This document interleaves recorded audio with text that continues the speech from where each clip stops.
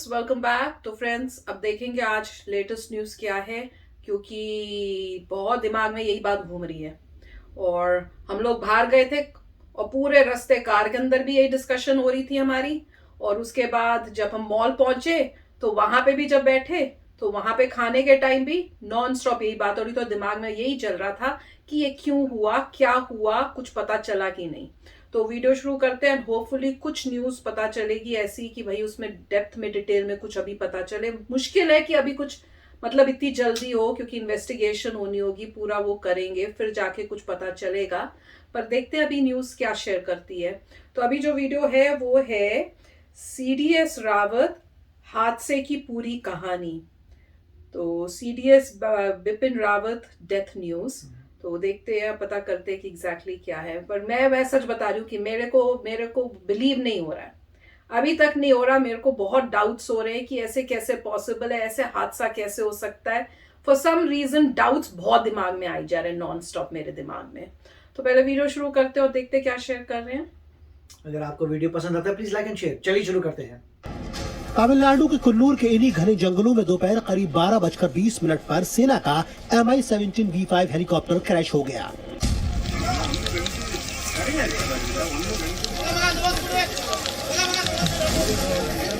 हादसे के बाद हेलीकॉप्टर में आग लग गई। इस हेलीकॉप्टर में चीफ ऑफ डिफेंस स्टाफ यानी सीडीएस जनरल बिपिन रावत, उनकी पत्नी मधुलिका रावत समेत सेना के 14 अफसर और जवान सवार थे।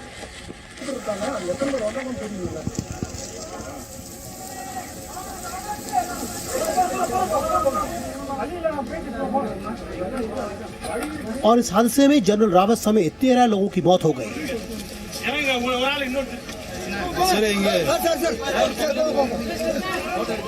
हादसे के बाद जनरल बिपिन रावत को वेलिंगटन के मिलिट्री अस्पताल ले जाया गया था। जनरल रावत का यह हेलीकॉप्टर सुलूर एयरबेस से वेलिंगटन जा रहा था और जब ये क्रैश हुआ तब उनकी मंजिल सिर्फ 10 किलोमीटर दूर थी।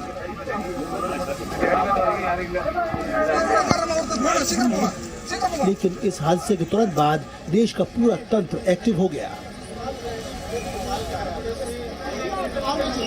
कैबिनेट की आपात बैठक हुई, मगर हालात की गंभीरता का अंदाजा इसी बात से लगाया जा सकता है कि कैबिनेट की मीटिंग बीच में ही छोड़कर रक्षा मंत्री सीडीएस के घर से तुरंत ही निकल गए।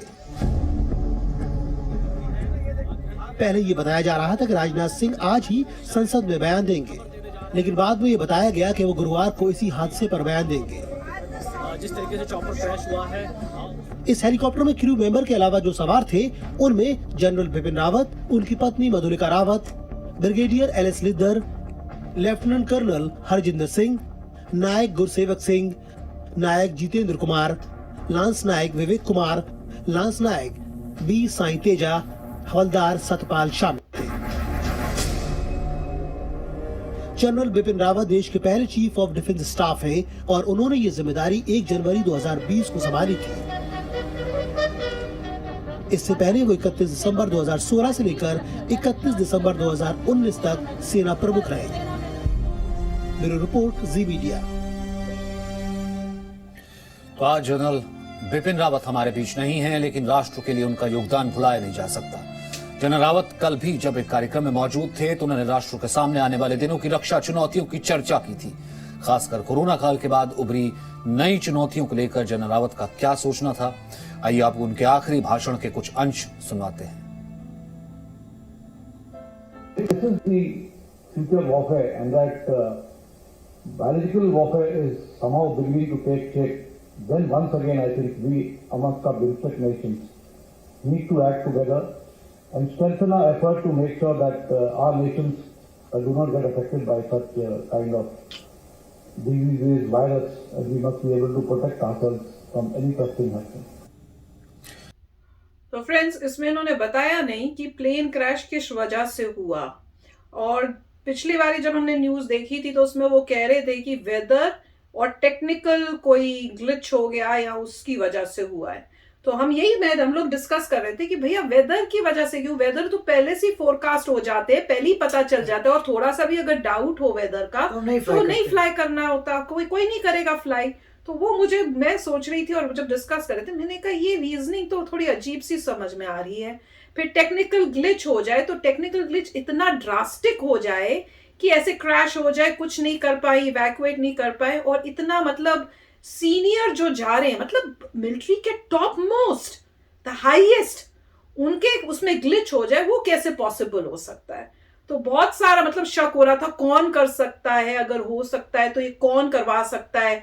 तो हम सारे एंगल से सोच रहे थे कि भैया चाइना ने किया, कि यूएसए ने किया, कि रशिया ने किया, कि कोई इंटरनली किसी ने किया, कि पाकिस्तान ने किया। अब कौन कर सकता है ये सब, कि वाकई टेक्निकल ग्लिच? और सबके दिमाग में ये डाउट्स तो आएंगे, आई एम श्योर आप लोगों के दिमाग में भी आ रहे होंगे, पर हमें कुछ समझ ही नहीं आ रहा। मतलब अब ये तो इनको इन्वेस्टिगेट, बहुत थॉरो इन्वेस्टिगेशन करके पता करना पड़ेगा, क्योंकि हो सकता है किसी ने ये जानबूझ के किया हो, उनको इंफॉर्मेशन हो कि वो जाने वाले हैं और उन्होंने पहले से, मतलब अगर इंफॉर्मेशन, इससे मैं ये पता है क्या सोच रही हूँ कि जब भी कोई ऐसे सीनियर्स जाते हैं, कभी भी किसी को नहीं पता होना चाहिए कि वो जा रहे हैं, ऑल ऑफ अ सडन होना चाहिए, ताकि, क्योंकि पता नहीं होता कि अंदर कौन ऐसा है जो इस टाइप के काम कर सकता है। हमें ये सुन के मुझे तो मोदी जी का भी उस टाइम दिमाग में यही आ रहा था कि मोदी जी भी कई बार ऐसे चले जाते हैं।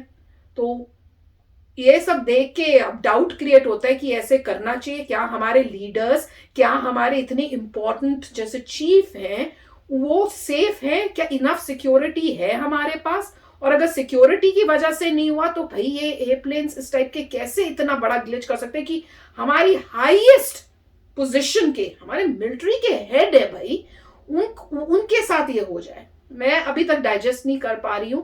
और मैं ऐसा बताऊं, पापा का भी फोन आया था, मैंने इनको भी नहीं बताया, पापा का फोन आया है उनके, कितने हमारे बजे हुए थे शाम के 5, तो मतलब वहां पे हो रहे होंगे, आपके वहां पे होंगे 4:30 मॉर्निंग के। मैंने उनको कहा आप सोए नहीं, उनका कॉल आ रही है और वो न्यूज सुन रहे हैं, वो टीवी दिखा रहे थे, वो न्यूज साथ में लगी हुई थी। मतलब वो भी इतने वो हैं, मुझे बता नहीं रहे थे, वो मुझे ऐसे शो करते नहीं नहीं नहीं नहीं ऐसा कुछ नहीं है, क्योंकि उनको पता है कि मैं टेंशन लूंगी, और वो मुझे बताते नहीं है, खुद वो टेंशन लेते हैं ऐसी जब न्यूज आती है। तो वो सुन रहे थे। मैंने कहा आप सो नहीं रहे हो? कहते हैं मैं तो 3 बजे का उठा हुआ हूं। मैंने कहा क्यों? तो जब मैंने देखा कि वो टीवी देख रहे हैं, न्यूज देख रहे हैं, तो मैं समझ गई थी क्या बात है। राइट, इसमें देखिए एक पॉइंट है कि प्रोबेबिलिटी किसी भी हेलीकॉप्टर की क्रैश करने की प्रोबेबिलिटी बहुत लो है। आपको कभी न्यूज आती है कि हेलीकॉप्टर जी आसपास गिर रहे हैं? हाँ। नहीं आती है।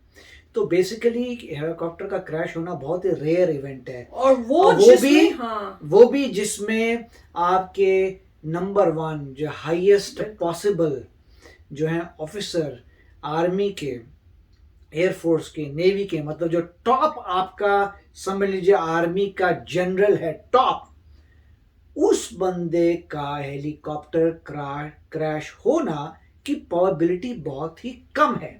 चक्कर तो ये है कि ऐसा नहीं है कि आप कहते हैं जी ऐसा है कि भाई जगह जगह जो है क्रैशेस होते रहते हैं तो प्रोबेबिलिटी हाई है। बिल्कुल ऐसा नहीं है।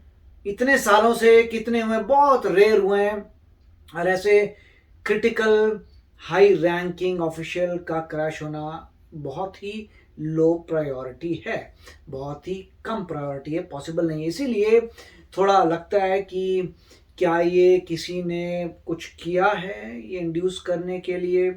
क्या कोई ऐसा एनिमी है जो कोई मैसेज भेजना चाह रहा है?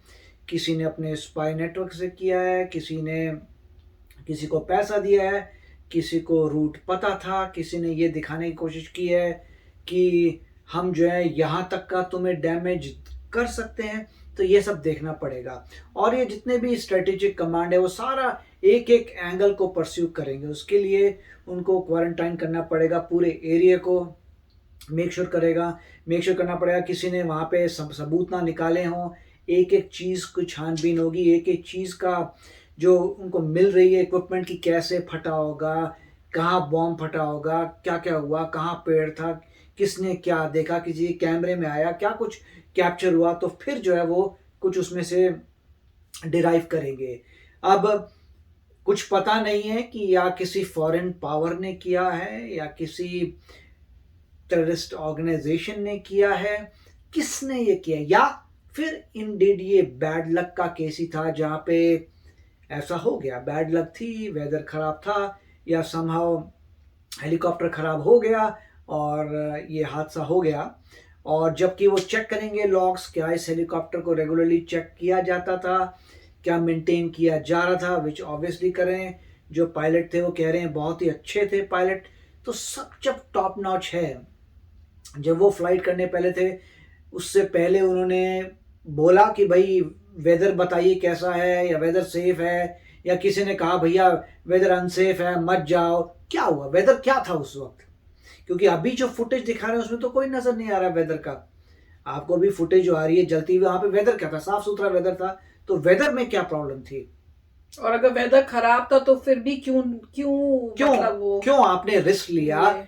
जब इतना कोई वीआईपी उस हेलीकॉप्टर के अंदर है, इतना बड़ा देशभक्त है, तो आपने क्यों रिस्क लिया उस वक्त? बिल्कुल, तो ये सब सोचने की बात है। यही बस हम सोचते जा रहे हैं पूरा दिन, यही दिमाग हमारा इसी में लग रहा है और इतने अनईजी हो रहे हैं। तो फ्रेंड्स, आप भी शेयर करना अगर आपको कहीं और न्यूज से डिटेल्स पता चल रही हैं। तो चलो चलते, मिलेंगे नेक्स्ट वीडियो में जल्दी से। Till then take care and bye bye. तो अगर आप मेरे इस चैनल पे नए हो तो जल्दी से सब्सक्राइब के बटन को हिट करो और बेल आइकन को क्लिक करो, ताकि आपको मेरा जब नया वीडियो मैं लगाऊं आपको उसके बारे में जल्दी से पता चल जाए।